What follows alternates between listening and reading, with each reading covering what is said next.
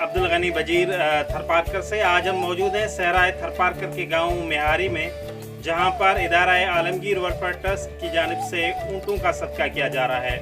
गुज़िश्ता रोज़ हमने 2 ऊँट सदका किए, जिनका गोश्त जो है गुरबा व मसाकिन में तकसीम किया गया, और आज 2 ऊँटों का सदका किया जाएगा।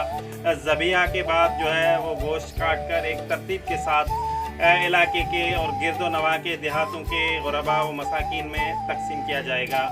इदारा आलमगीर वेलफेयर ट्रस्ट सहराए थरपारकर में पानी के मसाइल हों, कहत साली हो, लॉकडाउन के दौरान सूरत-ए-हाल हो या रमज़ान अल मुबारक का महीना हो, हमेशा पेश खिदमत रहा है। तो ऐसे मौके पर सहराए थरपारकर के लोगों को, यहाँ के मुस्तहिकीन को याद रखने पर हम इदारा आलमगीर वेलफेयर ट्रस्ट के इंतहाई मशकूर हैं।